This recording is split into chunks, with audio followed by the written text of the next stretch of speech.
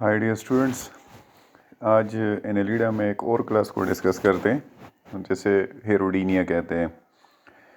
तो पहले ये जानते हैं कि इनका हैबिटेट क्या है। तो ये प्रेडोमिनेंटली फ्रेश वाटर है, फ्रेश वाटर में ज़्यादातर रहते हैं। ये जो हेरोडीनिया मतलब लीचेस जो है, ये एग्ज़ाम्पल है, झोंक जिसे कहते हैं। फीवर मेरीन, ये इसमें ऐसी भी अक़साम है जो मेरीन एनवायरनमेंट में रहते हैं, समंदरों में रहते हैं, और बाज़ ऐसे हैं जो टेरेस्ट्रियल भी होते हैं, जो खुश्की पे रहते हैं। सो सम लीचेस अटैक ह्यूमन बींग्स, और इस तरह भी है कि इसमें बाज़ इंसानों से खून चूसते हैं, जो मशहूर जो यहाँ पे लीचेस होते हैं फ्रेश वाटर में। साइज़ 2 to 6 सेंटीमीटर है। शेप यूजुअली ये फ्लैटेंड होते हैं, फ्लैटेंड डार्सो वेंट्रली, मतलब डार्सल और वेंट्रल साइड पे फ्लैटेंड होते हैं। ये जो पिक्चर मैं आप लोगों को दिखाता हूँ कि किस तरह ये डार्सो वेंट्रली फ्लैटेंड होते हैं। ये आप देख सकते हैं, इस पिक्चर में आप देख सकते हैं, दिस इज डार्सो वेंट्रली फ्लैटेंड, मतलब डार्सल और वेंट्रल दोनों साइड पे ये फ्लैटेंड चिपटे होते हैं। ये इसका शेप है। और कलर ये ब्लैक भी होते हैं, ब्राउन भी होते हैं, रेड ऑलिव कलर भी होते हैं, ग्रीन भी होते हैं। हाँ, ये अमूमन जो खुराक हासिल करते हैं, ये फेरिंग्स, इनका जो फेरिंग्स होता है उसको फोर्स करते हैं और उसको ज़ोर के साथ बाहर निकालते हैं, और सॉफ्ट जो टिश्यूज़ होते हैं, गिल्स, फिशेस के जो गिल्स होते हैं, उसी के साथ फिर अटैच होके उनसे ब्लड सक कर दें। मैनी कार्निवोरस, ऐसी भी बहुत से अक़साम है इसके जो कि कार्निवोर्स होते हैं इनवर्टेब्रेट्स पे। सम आर टेम्पररी पैरासाइट्स, इसमें ऐसे भी होते हैं जो कि पैरासाइट्स होते हैं, लेकिन उनमें फिर दो अक़साम है, एक टेम्पररी पैरासाइट है और एक परमानेंट होते हैं। परमानेंट ये है कि किसी ऑर्गेनिज्म पे सारी ज़िंदगी रहते हैं, उसी से खुराक हासिल करते हैं, और कई ऐसे भी होते हैं जो किसी ख़ास वक्त के लिए होस्ट पे रहते हैं और उसी से खुराक हासिल करते हैं। फिर एक्सटर्नल स्ट्रक्चर डिस्कस करते हैं। तो एक्सटर्नल स्ट्रक्चर ये है कि इनमें सकर्स होते हैं। दो किस्म के सकर्स होते हैं अटैचमेंट के लिए, और एक एंटीरियर सकर होता है, एक पोस्टीरियर सकर होता है। ये आप लोग देख सकते हैं। ये जो बॉडी है यहाँ पे, ये सकर है, ये पोस्टीरियर साइड पे भी है और एंटीरियर साइड पे भी यहाँ पे इनके सकर्स होते हैं। सो बोथ साइड्स पे होते हैं। दूसरी बात यह है कि they do not have city, इनमें सिटी नहीं होती। वो जो हम सिटी या हेयर लाइक स्ट्रक्चर डिस्कस कर रहे थे पोलीकीटा में, फिर ओलिगोकीटा में, तो इसमें न तो सिटी होते हैं न पेरापोडिया होते हैं, दोनों एब्सेंट होते हैं। और इनके जो सेगमेंट्स होते हैं ये फिक्स्ड होते हैं, यूजुअली 34 सेगमेंट्स होते हैं हेरोडीनिया में। और इनके जो सेगमेंट्स होते हैं they are difficult to differentiate externally इनके जो सेगमेंट्स होते हैं उसी तरह क्लियर नहीं होते जिस तरह पोलीकीटा में होते हैं या ओलिगोकीटा में होते हैं। और उनकी बड़ी वजह यह है कि ये सेकेंडरीली इनके डिवीज़न हो चुकी होती है, और जो सेकेंडरीली या सेकेंडरी इनमें डिवीजन्स होते हैं उनको फिर एन्यूलाई कहते हैं। एक को एन्यूलस कहते हैं और ज़्यादा को एन्यूलाई कहते हैं। तो एक कोई पिक्चर मैं आप लोगों को दिखाता हूँ। ये आप देख सकते हैं कि इसमें इस रीजन को, ये जो रीजन है इसको सेगमेंट लिखा हुआ है।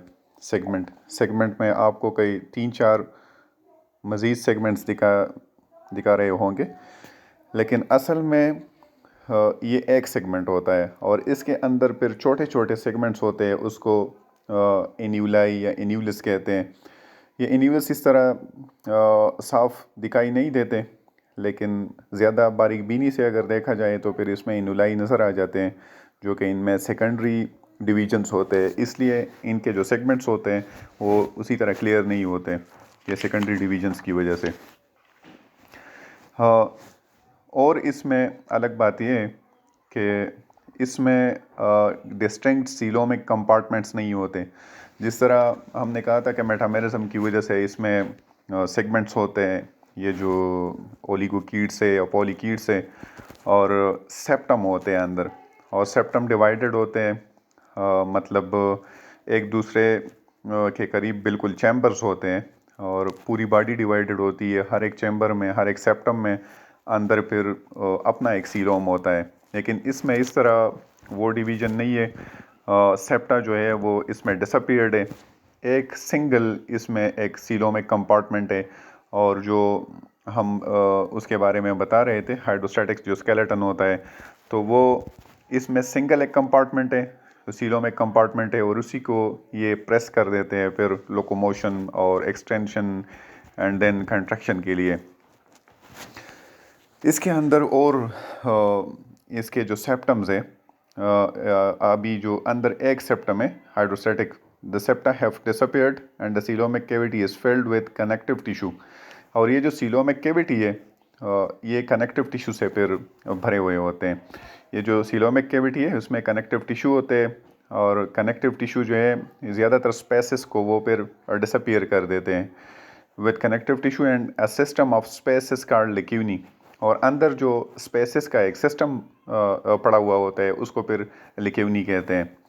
So licheni are filled with coelomic fluid which they use as a circulatory system। और जो लिक्यूनी है, फिर लिक्यूनी में सीलोमिक फ्लूइड होता है, और उस फ्लूइड के ज़रिए फिर ये उनसे जो काम लेते हैं वो सर्कुलेटरी सिस्टम का होता है। तो सिंपल सी बात ये है कि इसके अंदर सेप्टा नहीं होते, और एक कंप्लीट एक चैम्बर है, एक खाना है, एक कंपार्टमेंट है, उसके अंदर सीलोमिक फ्लूइड होता है। और ये जो अंदर एक खाना है वो भी फिर कनेक्टिव टिश्यू से भरा हुआ होता है। कनेक्टिव टिश्यू होते हैं, उसमें ज़्यादातर स्पेसेस कनेक्टिव टिश्यू ने ऑक्यूपाई कर लिए होते हैं, लेकिन फिर भी जो थोड़े बहुत स्पेसेस बचते हैं उसको फिर लिक्यूनी कहते हैं। और लिक्यूनी के अंदर जो फ्लूइड होता है, सीलोमिक फ्लूइड होता है, उसी के ज़रिए ये फिर सर्कुलेशन का जो काम है उसी से लेते हैं। फिर बॉडी मस्कुलेचर की तरफ आते हैं कि इनमें कितने किस्म के मसल्स होते हैं। तो ज़्यादातर इसमें जो बातें हैं वो कॉमन है दूसरी क्लासेस के साथ। उसमें हम डिस्कस कर चुके थे कि उसमें सर्कुलर मसल्स होते हैं, लॉन्गिट्यूडनल मसल्स होते हैं, लेकिन उनके साथ साथ इसमें एक और किस्म के मसल्स भी होते हैं। और वो जो मसल्स होते हैं उसको ऑब्लिक मसल्स कहते हैं। ये लीचेस में या जो हिरोडीनिया है इसी में होते हैं। लोकोमोशन जो है वो भी डिफरेंट है, और डिफरेंट इसी तरह है कि इसमें जो सकर्स होते हैं ये सकर्स अटैच करते हैं, और इसी सकर्स के ज़रिए फिर लोकोमोशन करते हैं। वो किस तरह करते हैं मैं आपको एक पिक्चर दिखाता हूँ जिसके ज़रिए ये लोकोमोशन करते हैं। ये एक पिक्चर है। हाँ, इसी में आप देख सकते हैं कि पिक्चर नंबर ए, इसमें ये पोस्टीरियर सकर इन्होंने अटैच किया हुआ है। ये अटैच किया हुआ है, इसमें एक रिफ्लेक्स मैकेनिज़्म है। जैसे ही ये पोस्टीरियर सकर अटैच कर देते हैं तो साथ ही इसके इनका जो एंटीरियर सकर होता है वो डिटैच हो जाता है। अब ये अटैचमेंट और डिटैचमेंट के लिए क्या करते हैं, ये जब एंटीरियर पोस्टीरियर सकर अटैच कर देते हैं तो इसी दौरान इनका जो फ्रंट एरिया है, इसी में ये इनके जो लॉन्गिट्यूडनल मसल्स होते हैं वो लॉन्गिट्यूडनल मसल्स रिलैक्स कर देते हैं, और जो सर्कुलर मसल्स होते हैं वो कंट्रैक्ट कर देते हैं। तो आपको पता है कि सर्कुलर मसल्स कंट्रैक्ट करने के साथ बॉडी लेंथन हो जाती है जब लॉन्गिट्यूडनल मसल्स जो है वो रिलैक्स होते हैं। लॉन्गिट्यूडनल मसल्स कंट्रैक्ट होने के साथ फिर बॉडी कंट्रैक्ट होती है। तो आप देख सकते हैं यहाँ पे इन्होंने बॉडी अटैच की हुई है। सामने जो बॉडी है ये फिर लेंथन कर रहे हैं, और लेंथन करने के लिए ये क्या करते हैं कि जो सर्कुलर मसल्स हैं वो कंट्रैक्ट करते हैं, लॉन्गिट्यूडनल मसल्स ये रिलैक्स कर देते हैं। तो दूसरे पिक्चर में आप देख सकते हैं कि बॉडी लेंथन हो गई है, और यहाँ पे फिर ये अटैच कर देते हैं एंटीरियर सकर को। ये एंटीरियर सकर है। तो इस पिक्चर में आप देख सकते हैं एंटीरियर सकर को इन्होंने अटैच किया हुआ है। यहाँ पे फिर वही बात है कि एक रिफ्लेक्स मैकेनिज़्म है। जैसे ही ये एंटीरियर सकर को अटैच कर देते हैं तो पोस्टीरियर जो सकर होता है वो डिटैच हो जाता है। तो एंटीरियर सकर अटैच किया हुआ है, अब पोस्टीरियर डिटैच हो गया है, और बॉडी जो है वही फिर वही मैकेनिज़्म है कि अब एंटीरियर को जो है वो कंट्रैक्ट कर देंगे और पोस्टीरियर को फिर रिलैक्स कर देंगे, और इसी तरह ये बॉडी आगे बढ़ती है। तो ये लोकोमोशन का इनका जो मैकेनिज़्म है इस तरह ये लोकोमोशन करते हैं। फिर इनमें फीडिंग एंड डाइजेस्टिव सिस्टम है। तो फीडिंग एंड डाइजेस्टिव सिस्टम के लिहाज से पॉपुलरली नोन एज पैरासाइट्स, इनको पैरासाइट्स कहते हैं। पैरासाइट्स इनमें बहुत ज़्यादा है चूँकि दूसरों से खुराक हासिल करते हैं और ब्लड सकिंग भी करते हैं। इनमें ज़्यादातर स्पीशीज़ जो है वो प्रेडेशियस भी है, प्रेडेटरी होते हैं, and some are fresh water predators, scavengers भी होते हैं इनमें, and they are equipped with proboscis. Proboscis हम डिस्कस कर चुके हैं। ये जो इंटीरियर बॉडी पार्ट है, इनसे ये फेरिंग्स निकाल देते हैं या कोई एक्सटर्नल आउटग्रोथ जब निकाल देते हैं तो उसको प्रोबोसिस कहते हैं। ये जब फूड अपटेन करते हैं, ब्लड अपटेन करते हैं, वो कोल्ड ब्लडेड वर्टिब्रेट्स या स्मॉल एन वर्टिब्रेट्स से हासिल करते हैं। और फिर ये जो प्रेडेटरी स्पीशीज़ होते हैं बाद इस तरह है जो ब्लड सकर्स होते हैं। So they are preying on cattles. जो ब्लड सकर्स है वो कैटल से अपनी खुराक हासिल करते हैं, हॉर्सेस से, ह्यूमन से, एंड देन अदर एनिमल्स जो भी मतलब कांटेक्ट में आ जाते हैं। ये जो फ्रेश वाटर में लीचेस होते हैं, ये लीचेस वहाँ पे रहते हैं और ये एक बार जब खुराक हासिल कर लेते हैं तो काफ़ी मतलब टाइम के लिए इनके पास ये खुराक होता है और फिर दूसरी बार इनको मतलब बार बार इनको खुराक लेने की ज़रूरत नहीं होती है। तो वहाँ पे वेट करते हैं जैसे ही कोई मतलब कैटल, ये आप लोग देख चुके होंगे ना, जो गाय भैंसें वगैरह, ये जो बकरियाँ या इवन ह्यूमन है, जैसे ही इन जगहों पे जाते हैं जो वहाँ पे फ्रेश वाटर है तो इनके बॉडी के साथ चिपक जाते हैं और उनसे फिर ब्लड ले लेते हैं। Some terrestrial feed on insect larvae, इस तरह भी है जो इंसेक्ट लार्वी पे फीड करते हैं। अर्थवॉर्म्स भी खाते हैं, स्लग्स, मुख्तलिफ़ चीज़ों से ये अपनी खुराक जो है वो हासिल करते हैं। Many bloodsuckers, such as Hirudo medicinalis, has cutting plates or jaws for cutting tissues. अब ये जब अटैच होते हैं तो अटैच किस तरह होते हैं और फिर वहाँ से खुराक किस तरह हासिल करते हैं, ब्लड को सक किस तरह करते हैं। जो सकर है, सकर के ज़रिए ये बॉडी से अटैच हो जाते हैं और फिर सकर के अंदर इनके जॉज होते हैं। ये पिक्चर मैं आपको दिखा रहा हूँ। ये इसमें आप देख सकते हैं जो एंटीरियर रीजन है, जॉज लिखा हुआ है यहाँ पे, और जॉज के अंदर आपको ये जो एंटीरियर सकर है, एंटीरियर सकर लिखा हुआ है, इसके अंदर आपको जॉज ये लिखा हुआ है, इसके अंदर जॉज होते हैं। यूजुअली 3 जॉज होते हैं और कटिंग जॉज होते हैं। मतलब जैसे ही ये सकर के ज़रिए किसी बॉडी के साथ अटैच हो जाते हैं तो जॉज जो होते हैं वो कटिंग के तौर पर काम करते हैं। मतलब वो वहाँ पे कट लगाते हैं और जैसे ही वहाँ पे कट लगता है तो कट के साथ वहाँ से ब्लीडिंग शुरू हो जाती है। अब ब्लीडिंग को इस तरह कंटिन्यूस रखने के लिए ये सिक्रीट करते हैं एक केमिकल जिसे एंटीकोगुलेंट कहते हैं और उसे हेरोडीन भी कहते हैं। तो हेरोडीन ये अनस्टॉप या अनस्टॉपेबल जो सप्लाई है ब्लड की वो जारी रखते हैं इनकी बॉडी को और ब्लड इनकी बॉडी के अंदर जा रहा होता है। तो ये कंटिन्यूस सप्लाई होती है। दूसरी बात ये है कि जो फेरिंग्स है, ये फेरिंग्स रीजन है, ये आपको दिखाता हूँ। ये जो सेकंड पोर्शन है यहाँ पे ये फेरिंग्स है।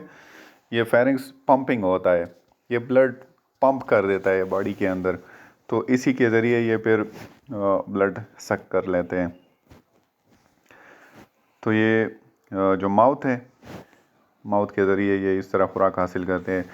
जैसे ही खुराक मतलब ब्लड अंदर आना शुरू हो जाता है तो ये आप बॉडी देख सकते हैं, ये क्रॉप रीजन है, क्रॉप, इसी में ये ब्लड सेव कर लेते हैं। क्रॉप के साथ आप देख सकते हैं कि इनके आउटग्रोथ्स है क्रॉप्स के साथ। ये जो आउटग्रोथ है इसे सीकम कहते हैं और सीकम में ये फिर ये ब्लड सेव कर लेते हैं। इसमें बहुत ज़्यादा कैपेसिटी होती है। ये सीकम या जो क्रॉप है बहुत ज़्यादा ये ब्लड सेव कर सकते हैं अपनी, ये जो वेट है वेट से कई ज़्यादा ये ब्लड वो सेव कर लेते हैं। और एक बार जब ये फीडिंग कर लें तो मुख्तलिफ़ जगहों पे मैंने मुख्तलिफ पढ़ा हुआ है, तो कहते हैं कि तकरीबन 3-4 महीने तक, कोई तो यहाँ तक कहता है कि 9 महीने तक फिर ये इसको दोबारा खुराक की ज़रूरत नहीं होती। इस तरह ये भर देते हैं इन क्रॉप्स को। तो माउथ के ज़रिए ये खुराक हासिल करते हैं। वो जो सकर में, सकर के अंदर फिर जॉज है और उसी के ज़रिए कट लगाते हैं माउथ के ज़रिए, और फिर फेरिंग्स के ज़रिए ये पंपिंग करते हैं, खुराक अंदर ले जाते हैं। फिर एसोफेगस एंड स्टोमक के बारे में हमने कह दिया कि अंदर इसके एक क्रॉप होता है, और क्रॉप के साथ फिर लेटरल सिक्की होती है, तो उसमें ये खुराक फिर सेव कर देते हैं। फिर इंटेस्टाइन एंड एनस, तो जो डाइजेस्टिव ट्रैक्ट है वो कहाँ पे एंड करता है? एनस पे। जो अनडाइजेस्टेबल सब्सटेंसेस है वो एनस के ज़रिए फिर रिमूव कर देते हैं। Gas exchange and circulatory system, ये gaseous exchange across the body wall करते हैं। बॉडी वाल मतलब ये मॉइस्ट होता है, तो मॉइस्ट वाल के ज़रिए जिस तरह हमने अर्थवॉर्म में पढ़ा हुआ था, तो गैसियस एक्सचेंज वहाँ पे करते हैं। बाकी जो सर्कुलेटरी सिस्टम है वो जो हमने अर्थवॉर्म में पढ़ा हुआ था, बिल्कुल जो टिपिकल एनेलिड सर्कुलेटरी सिस्टम होता है, उसी तरह इनका भी एक सर्कुलेटरी सिस्टम है। इसी के लिए आप फिर पॉलीकीट्स या जो ओलिगोकीट्स है उनका सर्कुलेटरी सिस्टम आप स्टडी कर सकते हैं। सीलोमिक साइनसेस के बारे में अभी हमने पढ़ा हुआ था कि इनके अंदर जो लेक्यूनी होती है, लेक्यूनी में जो सीलोमिक फ्लूइड होता है, सीलोमिक फ्लूइड से ये एडिशनली सर्कुलेटरी सिस्टम का काम जो है वो हासिल कर लेते हैं। फिर सेंसरी जो स्ट्रक्चर है या सेंसरी फंक्शंस जो है, नर्वस एंड सेंसरी फंक्शंस, इसके बारे में डिस्कस कर लेते हैं। जो नर्वस सिस्टम है वो भी सिमिलर उसी तरह है जिस तरह हमने ओलिगोकीटा या पॉलीकीटा में पढ़ा हुआ था। सुप्राफेरेंजियल गैंग्लिया, देन सबफेरेंजियल गैंग्लिया, और सरकमफेरेंजियल जो गैंग्लिया होते हैं वो फिर कनेक्ट करते हैं, और फिर सेगमेंटल इनमें गैंग्लिया होते हैं। तो ये भी टिपिकल एनेलिड जो नर्वस सिस्टम है उसी तरह है। फिर सेंसरी स्ट्रक्चर्स जो है उसी के बारे में डिस्कस करते हैं। सेंसरी स्ट्रक्चर या सेंसरी आर्गन्स, इनमें एक तो फ्री नर्व एंडिंग्स होते हैं बॉडी के सरफेस पे, तो जो फ्री नर्व एंडिंग्स होते हैं उसी से ये मतलब एनवायरनमेंट को सेंस कर सकते हैं। इसके अलावा इनमें फोटो रिसेप्टर्स होते हैं, स्किन में फोटो रिसेप्टर होते हैं जो लाइट डिटेक्शन के लिए यूज़ करते हैं। And then a row of sense organ called sensillae, इसमें सेंसेली भी होते हैं। सेंस आर्गन्स जो है ये इनके बॉडी के ऊपर होते हैं। देन सेंट्रल जो एन्यूलस है ईच सेगमेंट में, तो उसके ऊपर जो सेंसिली है वो प्रेजेंट होते हैं। सेंसिली का इस तरह कोई ख़ास फंक्शन तो नहीं है, लेकिन टेक्सोनॉमिकली ये इनके डिस्टिंक्शन के लिए, इनके डिफरेंशिएशन के लिए, इनके पहचान के लिए फिर ये यूज़ होते हैं। इसके अलावा इनमें पिगमेंट कप्स होते हैं जिसे ओसिलाई कहते हैं। ओसिलाई एक कप लाइक स्ट्रक्चर है, वो होता है, उसके अंदर फिर पिगमेंट्स होते हैं या कुछ रिसेप्टर्स होते हैं, तो ये भी इनमें होता है। Leeches are negative phototactic but become positive in such a food. Usually ये लाइट से दूर भागते हैं जो लीचेस होते हैं, लेकिन अगर कहीं खुराक की तलाश में निकल आते हैं तो फिर पॉजिटिव फोटोटैक्टिक होते हैं, क्योंकि इनके लिए खुराक के लिए फिर इन्होंने लाइट की तरफ जाना होता है। टेम्परेचर सेंस, ये एक बहुत अहम बात है इसमें कि किस तरह ये सेंस करते हैं कि यहाँ पे कोई प्रे है जिससे इन्होंने खुराक लेना है या खून चूसना है, तो वो बॉडी जो होती है ह्यूमन की या कोई कैटल हॉर्सेस वगैरह, तो वो गर्म होती है, तो बॉडी से मतलब उस जो ऑर्गेनिज्म है उसकी बॉडी हीट को ये सेंस कर लेते हैं कि कोई ऑर्गेनिज्म है यहाँ पे, तो फिर वहाँ पे जाके उनसे खुराक ले लेते हैं या खून चूस लेते हैं, तो बॉडी टेम्परेचर को सेंस कर लेते हैं। एक्सक्रीशन भी उसी तरह है जैसे हमने पिछली क्लासेस में बताया हुआ था। मेटानेफ्रीडिया होती है इसमें, और उसी के ज़रिए फिर ये एक्सक्रीटरी सिस्टम का जो काम है उसी से लेते हैं। रिप्रोडक्शन एंड डेवलपमेंट, रिप्रोडक्शन और डेवलपमेंट के लिहाज से भी ये हर्माफ्रोडाइट है, मोनीशियस है, जिस तरह पिछली क्लासेस में हमने बताया हुआ था। और जो बॉडी है सेक्सुअल रिप्रोडक्शन या इनमें जो रिप्रोडक्शन के लिए ऑर्गन्स हैं वो मैं आप लोगों को दिखाने लगा हूँ। हाँ अच्छा, ये आप देख सकते हैं, ये बॉडी है, इसमें टेस्टिस लिखा हुआ है यहाँ पे, ये टेस्टिस हैं। और इनके अलावा यहाँ पे स्पर्म डक्ट भी आप लोग देख सकते हैं। ये मेल गोनोपोर है, फीमेल गोनोपोर है, और ये ओवरीज है, यहाँ पे ये ओविसेक कंटेनिंग ओवरी, ये जो स्ट्रक्चर आपको नज़र आ रहा है, तो ये यहाँ पे मेल और फीमेल रिप्रोडक्टिव जो स्ट्रक्चर्स है बॉडी में प्रेजेंट है।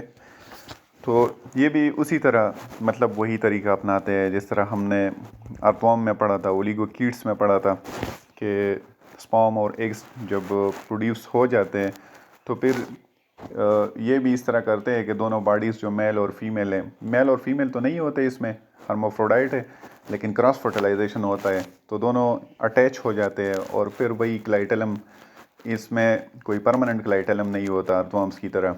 जब भी ब्रीडिंग सीज़न आता है तो इसमें क्लाइटेलम अपीयर हो जाता है, तो फिर क्लाइटेलम से इनकी सिक्रीशन होती है, म्यूकस सिक्रीशन होती है और उसी के ज़रिए फिर ये अटैच हो जाते हैं।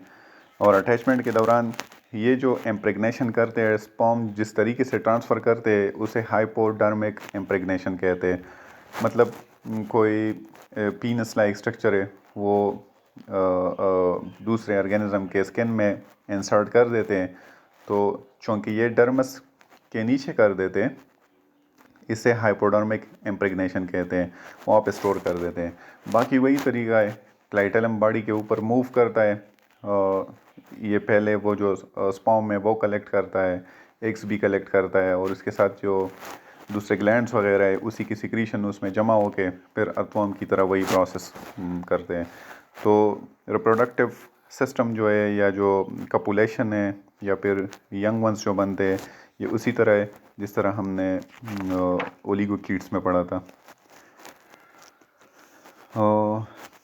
अच्छा, इसके जो इकनॉमिक इम्पोर्टेंस है या इकनॉमिक इम्पोर्टेंस के बारे में थोड़ा बहुत इसलिए इसके पढ़ लेते हैं।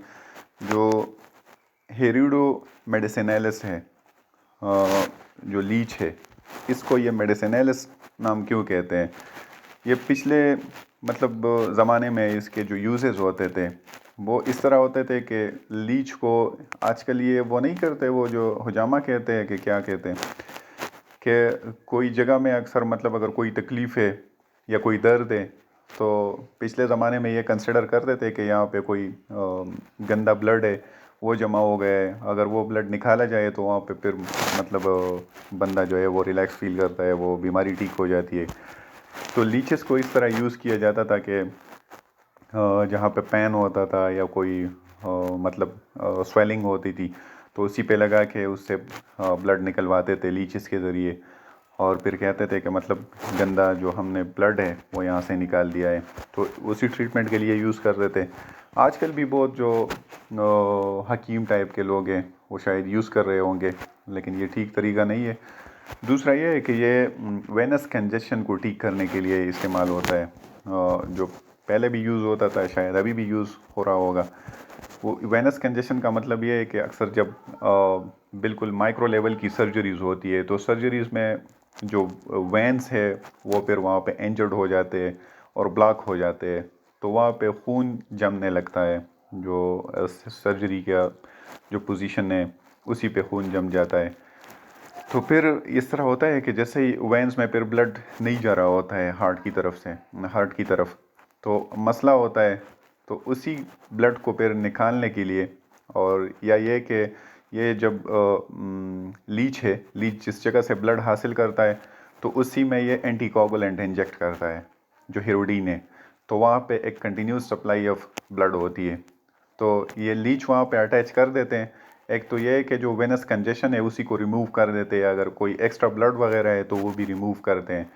तो ये मेडिकली या उसी पर्पस के लिए इस तरह यूज़ होते हैं जो लीचेस होते हैं। तो ये 3 क्लासेस हमने पढ़ी है एनालिडा में, और इसी के साथ ये जो फाइलम है यहाँ पे ख़त्म होता है। हमने जो क्लासिफिकेशन है, क्लासिफिकेशन के बारे में हमने अभी तक नहीं पढ़ा हुआ है। इंशाल्लाह नेक्स्ट जो लेक्चर होगा उसमें इसके क्लासिफिकेशन के बारे में, न्यू जो क्लासिफिकेशन है उसी के बारे में पढ़ेंगे। ये अभी जो हमने क्लासेस इनके बताए हैं, ये ओलिगोकीटा या पॉलीकीटा, हेरोडीनिया, इनका जो स्टेटस है वो अब बदल चुका है। न्यू जो फाइलोजेनेटिक स्टडीज़ होती है डीएनए लेवल की या सीक्वेंसिंग के थ्रू जो फाइलोजेनेटिक स्टडीज़ आती हैं तो एक तो ये है कि मॉर्फोलॉजिकल बेसिस पे क्लासिफिकेशन होती है। तो फाइलोजेनेटिक स्टडीज़ जो है उसकी वजह से अभी इनकी क्लासिफिकेशन चेंज हो गई है। ये आप लोगों का जो कोर्स है वो मिलर बुक की जो ओल्ड एडिशन है उसी के मुताबिक है, लेकिन ये नई जो एडिशन है इसमें क्लासिफिकेशन डिफरेंट है और इनको फिर ये इस तरह क्लासेस का दर्जा नहीं देते। तो उसमें कुछ नए क्लैड्स आ गए हैं, उनमें कुछ नई फैमिलीज़ वो चीज़ें आ गई हैं। तो मैं कोशिश करता हूँ कि जो न्यू क्लासिफिकेशन है वो नेक्स्ट लेक्चर में आप लोगों के साथ शेयर कर लूँ।